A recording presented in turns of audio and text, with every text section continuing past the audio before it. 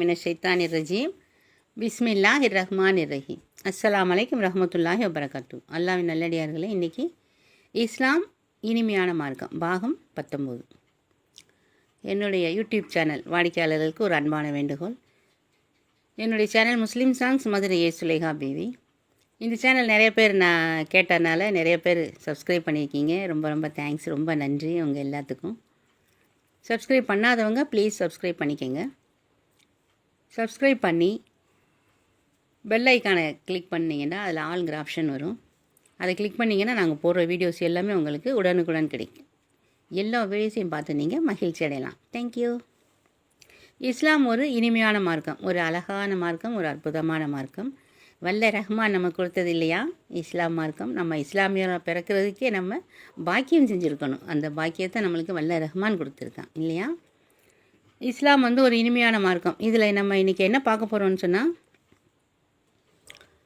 கண்மணி நாயகம் ரசூலுல்லாஹி ஸல்லல்லாஹு அலைஹி வஸல்லம் அவங்க காலத்தில் அவங்களுடைய அந்த சபைக்கு ஒரு வழக்கு வருது.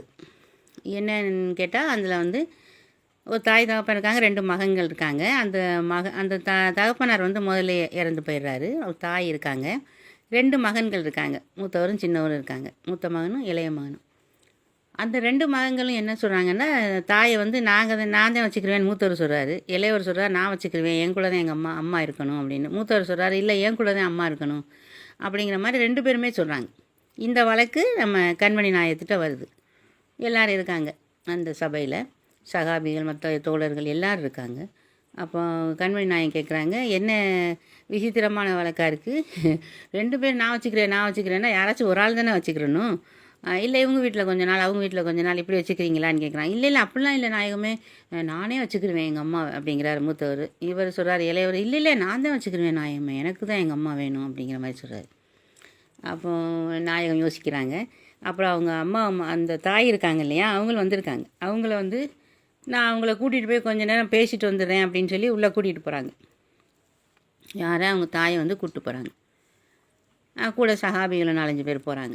அப்போ இவங்க தாயை கூப்பிட்டு போய் உட்கார வச்சு, உட்காருங்கம்மா உங்கள்கிட்ட கொஞ்சம் பேசணும் அப்படிங்கிற மாதிரி கண்மணி நாயகம் சொல்கிறாங்க. சொல்லுங்கள் நாயகமே, கேளுங்க நான் சொல்கிறேன் அப்படின்னு சொல்கிறாங்க. இல்லைம்மா நீங்கள் 2 பேரும் நான் வச்சுக்கிறேன்னு சொல்கிறாங்க, 2 மகனும் உங்கள் மேலே ரொம்ப பிரியமாக இருக்காங்க போல் அப்படின்னு சொல்கிறாங்க. நாயகம் சிரிச்சுக்கிட்டே. அதுக்கு இவங்க சொல்கிறாங்க, அவங்க அம்மா சொல்கிறாங்க, ஆமாம் நாயகமே, என் பிள்ளைகளுக்கு என் மேலே ரொம்ப பிரியந்தான் அப்படிங்கிற மாதிரி சொல்கிறாங்க. அப்படியா அப்படின்னு சொல்லிட்டு, நல்லது அப்படி தானே இருக்கணும், தாய்னா என்ன எல்லாருமே அவங்கவுங்க தாயை நம்ம வச்சுக்கணும் அப்படின்னு தானே விரும்புவாங்க, அதானே உலக இயல்பு அப்படிங்கிற மாதிரி கண்மணி நாயகம் சொல்கிறாங்க. அப்புறம் கேட்குறாங்க இந்த அம்மாட்ட, வேறு உங்களுக்கு நீங்கள் யார்கிட்ட இருக்க பிரியப்படுறீங்கம்மா அப்படிங்கிற மாதிரி கேட்குறாங்க. அதுக்கு அவங்க சொல்கிறாங்க, எனக்கு உங்களை அதாவது யார்கிட்ட இருக்க பிரியப்படுறீங்கன்னு கேட்டுட்டு அப்புறம் என்ன சொல்கிறாங்கன்னா, கண்மணி நாயகம் சொல்கிறாங்க, உங்களுக்கு எந்த மகனை பிடிக்கும், பெரியவரை பிடிக்குமா இளையவரை பிடிக்குமா அப்படிங்கிற மாதிரி, மூத்தவரை பிடிக்குமா இளையவரை பிடிக்குமா அப்படிங்கிற மாதிரி கேட்குறாங்க. அதுக்கு அந்த அம்மா சொல்கிறாங்க, இல்லை எனக்கு 2 பேருமே 2 கண்ணு மாதிரி தானே நாயகமே, 2 பிள்ளைகளுமே எனக்கு பிடிக்கும், 2 பேர் மேலேயுமே எனக்கு பிரியந்தான் அப்படின்னு சொல்கிறாங்க. அப்படியா அப்படின்னு சொல்கிறாங்க நாயகம். அப்படி சொல்கிறாங்க, சரி வேறு ஏதாச்சும் உங்களுக்கு சொத்து இந்த மாதிரி இருக்காமான்னு கேட்குறாங்க. ஆமாம் இருக்குது அப்படின்னு சொல்லுது அந்த அம்மா. அதான் வீடுகள்லாம் இருந்துச்சு, வீடுகளில் ஆளுக்கு ஒரு வீடாக கொடுத்துட்டேன். 2 பேருமே முதல்ல ஒன்றா தான் இருந்தோம் எல்லோரும்.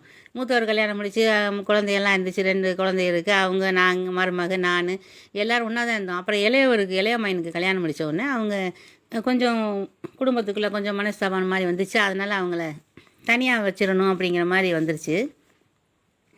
சூழ்நிலை அப்படி இருந்தனால சரி தனியாக இருக்கட்டும் அப்படிங்கிற மாதிரி வச்சாச்சு. சின்ன மகன் மருமக எல்லாம் தனியாக இருக்காங்க, அவங்களுக்கும் குழந்தைகள்லாம் இருக்காங்க. அவங்களுக்கு ஒரு வீடை கொடுத்துட்டேன். இப்போ இந்த மூத்த இவங்களுக்கு ஒரு வீடு இருக்குது, அவங்களோட நான் இப்போ இருந்துக்கிட்டு இருக்கேன் அப்படிங்கிற மாதிரி சொல்கிறாங்க.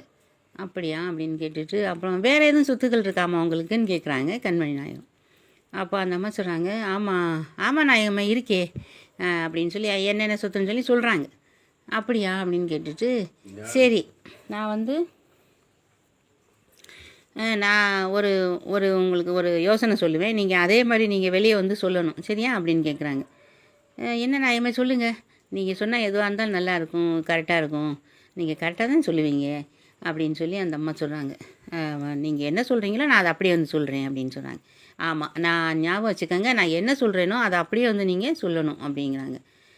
சரிங்க நாயகமே, நீங்கள் சொல்லுங்கள், நான் அதே அப்படியே வந்து சொல்கிறேன் அப்படிங்கிற மாதிரி அந்த அம்மா சொல்கிறாங்க.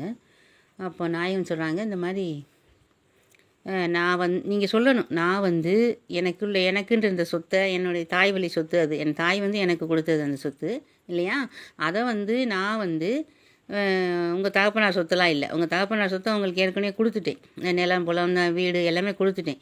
இப்போ என்னுடைய தாய் சொத்து என் தாய் எனக்கு கொடுத்த சொத்து என்கிட்ட இருக்குது. அந்த சொத்தை என்ன பண்ணிட்டேன்னு கேட்டால், இப்போ ஒரு 6 மாதத்துக்கு முன்னாடி நான் அனாதை இல்லத்துக்கு எழுதி வச்சுட்டேன் அப்படின்னு சொல்லணும் நீங்கள் அப்படின்னு. என்ன நாயம்மா இப்படி சொல்கிறீங்க, அப்போல்லாம் நான் எழுதலையே அப்படிங்கிறாங்க அவங்க அம்மா. அதுக்கு நான் சிரிச்சுட்டு சொல்கிறாங்க, நான் சொன்னேன்லம்மா, நான் என்ன சொன்னேனோ அதை தான் நீங்கள் அங்கே சொல்லணும், அது காரணம் இருக்குமா அப்படின்னு சொல்கிறாங்க. அப்படியா நாயம்மா, சரி நாயம்மா, நீங்கள் சொன்ன மாதிரி நான் சொல்லிடுறேன் அப்படிங்கிறாங்க. நீங்கள் கொடுக்கல, ஆனால் கொடுத்துட்டேன் அப்படிங்கிற இதை அங்கே சொல்லணும், சரியா அப்படின்னு கேட்குறாங்க. சரிங்க நாயம்மா, நான் சொல்கிறேன் அப்படிங்கிறாங்க. ஞாபகம் வச்சுக்கோங்க, நீங்கள் கொடுக்கல சொத்தையெல்லாம், யாருக்குமே கொடுக்கல, அனாதை இல்லத்தெல்லாம் கொடுக்கல, உங்கள்கிட்ட தான் இருக்குது. ஆனால் நீங்கள் வெளியே சொல்லும்போது இந்த மாதிரி நான் இந்த 2 மைண்டையும் சொல்கிற மாதிரி சொல்லணும். அப்பா, இந்த மாதிரி எனக்கு இருந்த சொத்து இருந்துச்சுல, அதை அனாதை இல்லத்துக்கு நான் கொடுத்துட்டேன் 6 மாதத்துக்கு முன்னாடி, என்கிட்ட இப்போ எந்த சொத்தும் இல்லை அப்படிங்கிற மாதிரி நீங்கள் சொல்லணும் அப்படிங்கிறாங்க. சரிங்க நாயம்மா, இதே மாதிரி நான் சொல்லிடுறேன், நீங்கள் சொன்னால் அதில் காரணம் இருக்கும் அப்படின்னு சொல்கிறாங்க. சரி வாங்கம்மான்னு வெளியே கூப்பிட்டு வந்துடுறாங்க. சகாபிகளும் சேர்ந்து வந்துடுறாங்க. அப்போ வெளியே அந்த அம்மா சொல்லுது, 2 மகனையும் கூப்பிட்டு சொல்லுது, அப்பா இங்கே வாங்க அப்பாமார்களே, உங்கள்கிட்ட ஒரு சங்கதி சொல்லணும், ரொம்ப நாள் சொல்லணும்னு நினச்சிருந்தேன், சொல்லாமல் மறந்து போச்சு எனக்கு அம்மாவுக்கு, நான் இப்போ சொல்கிறேன் அப்படின்னு. என்னம்மா சொல்லுங்கள் அப்படின்னு 2 பேரும் கேட்குறாங்க. இல்லை, எனக்கு என்னுடைய தாய் வழி சொத்து வந்துச்சு இல்லையா, அவங்க தகப்பனார் சொத்தை அவங்க எல்லாருக்கும் கொடுத்துட்டேன், 2 பேருக்குமே கொடுத்துட்டேன் இல்லையா அப்படின்னு கேட்குது. ஆமாம்மா, அதான் கொடுத்துட்டீங்களா, பாப்பா வழி சொத்து நாங்கள் வாங்கிக்கிட்டோமே அப்படின்னு சொல்கிறாங்க. வாங்கிட்டீங்கல்ல, இப்போ எனக்குன்னு சொத்து இருந்துச்சுல்ல, எங்கள் அம்மா கொடுத்தது, அதை நான் ஒரு 6 மாதத்துக்கு முன்னாடி அனாதை இல்லத்துக்கு எழுதி வச்சுட்டேன் அப்படிங்கிற மாதிரி சொல்கிறாங்க. என்னது, அனாதை இல்லத்துக்கு எழுதி வச்சுட்டிங்களா அப்படின்னு அந்த சின்ன மணி வேகமாக கேட்குறாரு. ஆமாப்பா, அது மறந்துட்டேன், நான் சொல்லணும்னு நினச்சேன், ஆனாம்மா எப்படி அது நீங்கள் எழுத போச்சு, எங்கள்கிட்ட கேட்கணும்ல, நானும் அண்ணன் இருக்கோம்ல, அதுக்கு மேலே சேர்ந்துக்கிறாங்க 2 பேர். இந்த சின்னவர் சேர்ந்துக்கிறாரு வேகமாக. நானும் அண்ணன் இருக்கோம்ல, எங்கள்கிட்ட கேட்கணும்ல, எங்கள்கிட்ட கேட்காம நீங்கள் ஏன் அப்படி பண்ணீங்க அப்படி இப்படிங்கிறாரு. அப்போ அவங்க கண்மணி நான் சொல்கிறாங்க, இருப்பா, இது உங்கள் தகப்பன் வழி சொத்து கிடையாது, இது உங்கள் அம்மாவும் சொந்தமாக சம்பாரிச்சது கிடையாது, அவங்க அம்மா அவங்களுக்கு கொடுத்தது இல்லையா, இதை அவங்க யாருக்கு வேணாலும் கொடுக்கலாம், அவங்களுக்கு அந்த உரிமை இருக்குது, சரியா, அதனால் அவங்க அனாதை இல்லத்துக்கு எழுதி வச்சுட்டாங்க. அதை போய் நீங்கள் ஏன் கொடுத்தீங்கன்னு கேட்டுக்கிட்டு இருக்கீங்க அப்படிங்கிற மாதிரி சொன்னாங்க. இல்லை நாயமே, இருந்தாலும் ஒரு வார்த்தை எங்கள்கிட்ட சொல்லியிருக்கணும்ல, அது தப்பு தானே, எப்படி எங்கள்கிட்ட சொல்லாமல் செய்வாங்க. எப்பா, நான் தான் சொல்கிறேன்ல, அவங்க சொத்து, அவங்க தாய் கொடுத்தது அவங்க சொத்து, அவங்க பிரியம்மா யாருக்கு கொடுக்கணுமோ அவங்க கொடுப்பாங்க, இல்லை யாருக்கு எழுதி வைக்கணுமோ எழுதி வைப்பாங்க, அது அவங்க இஷ்டம், அதில் நம்ம எல்லாம் தலையிட முடியாது, நீங்களும் தலையிட முடியாது அப்படின்னு சொல்கிறாங்க. இருந்தாலும் அது தப்பு தானே, எங்கள்கிட்ட கேட்டிருக்கணும்ல, ஒரு வார்த்தை கேட்டிருக்கணும்ல, இப்படி சொல்கிறாரு அந்த பையன். சரி, இப்போ அது முடிஞ்சு போச்சு, கண்மணி நான் சொல்கிறாங்க சிரிச்சுக்கிட்டே, அதெல்லாம் முடிஞ்சு போச்சு, முடிஞ்சதை பேசி என்ன ஆக போகுது, அதான் எழுதி வச்சுட்டேன்னு சொல்கிறாங்களே, இப்போ என்ன பண்ண போகிறீங்க, இப்போ நீங்கள் வச்சுக்கிறீங்களா இல்லை நீங்கள் வச்சுக்கிறீங்களான்னு 2 பேர்த்தையும் கேட்குறாங்க. இப்போ யார் வச்சுக்கிறதுக்கு போகிறீங்க, உங்கள் தாயை, அதை சொல்லுங்கள் அப்படின்னு சொல்கிறாங்க. இல்லை, மூத்தவர் சொல்கிறார், ஆமாம் நான் வச்சுக்கிறேன், சொத்தெல்லாம் எனக்கு பெருசு இல்லை, எங்கள் அம்மா தான் எனக்கு முக்கியம், நான் வச்சுக்கிறேன் நாயமே, எங்கள் அம்மாவை, என் தாயை நானே வச்சுக்கிறேன் அப்படின்னு சொல்கிறாரு. அப்படியா அப்படின்னு சொல்லிட்டு அப்போ சின்னவர்கிட்ட கேட்குறாங்க நாயகம், நீங்கள் என்ன சொல்கிறீங்க தம்பி அப்படின்னு. இல்லை எனக்கு நான் வச்சுக்கிற முடியாது அப்படின்னு சொல்கிறார். அப்படியா, அப்போ நீங்கள் உங்கள் அம்மாவுக்கு சொத்து இருக்குது அப்படிங்கிறனால நான் வச்சுக்கிறேன் இவ்வளோ நேரம் சொன்னீங்களா அப்படின்னு கேட்குறாங்க கண்மணி நாயகம். அதுக்கு அவர் சொல்கிறாரு, இல்லை அப்படிலாம் இல்லை, சொத்துக்காகலாம் இல்லை, இருந்தாலும் எங்கிட்ட ஒரு வார்த்தை கேட்டிருக்கணும்ல, அனாதை இல்லத்துக்கு ஏன் எழுதி வச்சாங்க, எங்கிட்ட கேட்டிருக்கணும்ல அப்படின்னு அதுலேயே நிற்கிறாரு அவர். நாயகம் புரிஞ்சுக்கிட்டாங்க, இவர் சொத்துக்காக தான் கூட்டு போகணும்னு நினைக்கிறாரு, ஆனால் இப்போ சொத்து இல்லைன்னு சொன்னோன்னே எங்கள்கிட்ட கேட்டிருக்கணும்ல இப்படிங்கிற மாதிரி சொல்கிறாருன்னு அவங்களுக்கு தெரியும் இல்லையா, தெரிஞ்சிருச்சு அவங்களுக்கு. இப்போ சொன்னாங்க, எப்பா அதான் முடிஞ்சு போச்சு, கொடுத்துட்டேன்னு சொல்லிட்டாங்க, இப்போ திரும்ப ஏன் சொன்னாங்க, ஏன் கொடுத்தாங்க, ஏன் என்கிட்ட சொல்லலை, அது விவாதத்துக்கு வராதிங்க, இப்போ யார் வச்சுக்கிற போகிறா அதுதான் விவாதம், யார் கூப்பிட்டு போகணுமோ கூப்பிட்டு போங்க, உனக்கு பிடிச்சா நீ கூட்டிகிட்டு போ, உங்களுக்கு பிடிச்சா நீங்கள் கூப்பிட்டு போங்க அப்படிங்கிற மாதிரி சொல்கிறாங்க. மூத்தவர் சொல்கிறாரு, இல்லை நாயகமே, நானே வச்சுக்கிறேன், எங்கள் அம்மா எனக்கு சொத்தெல்லாம் பெருசே இல்லை, எனக்கு அம்மா தான் பெருசு, அதனால் நான் வச்சுக்கிறேன் அப்படிங்கிறேன்.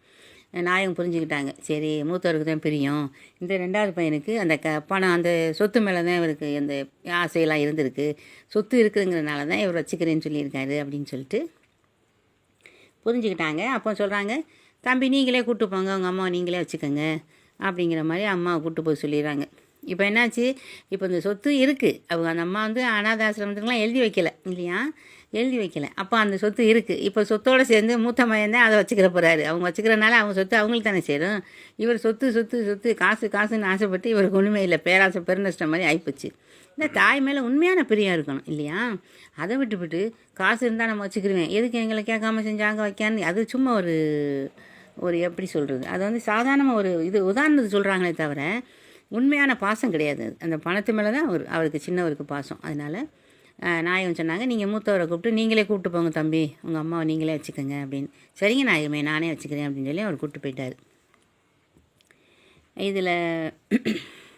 இதில் நம்ம என்ன தெரிஞ்சுக்கிறோம்னா, தாய் வந்து தாயின் காலடியில் சொர்க்கம் இருக்குதுன்னு சொல்லி கண்மணி நாயகம் ஏற்கனவே சொல்லியிருக்காங்க இல்லையா. இப்போ வந்து இஸ்லாம் இனிமையான மார்க்கம். இந்த வரலாறில் வந்து என்ன புரிஞ்சுக்கிறோம் அப்படின்னு சொன்னால், தாயை வந்து நல்லபடியாக பார்த்துக்கணும். அதை விட்டு அவங்க வச்சுருக்க சொத்துக்காக நான் பார்த்துக்குருவேன், நான் இல்லாட்டி வேணாம் அப்படின்னு சின்னவர் சொல்லிட்டார். அவருக்கு வந்து நல்ல பதவிகள் கிடைக்காது. வல்ல ரஹ்மான்ட்ட இருந்து இல்லையா, வல்ல ரஹ்மான்ட்ட இருந்து நல்ல பதவிகள் நம்ம பெறணும்னு சொன்னால் நம்ம தாயை நல்லபடியாக வச்சுக்கணும். இது வந்து இஸ்லாம் மார்க்கம் நமக்கு சொல்லித்தருது.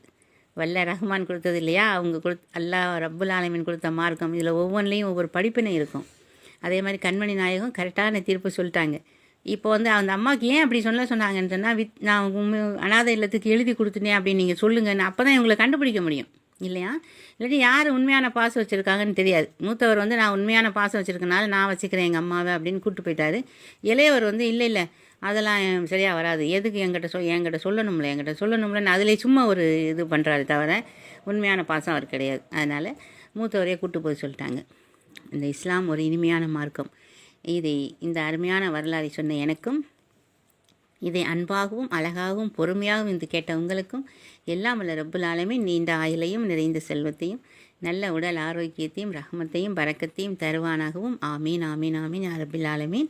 அஸ்ஸலாமு அலைக்கும் ரஹ்மத்துல்லாஹி வபரகாத்துஹு.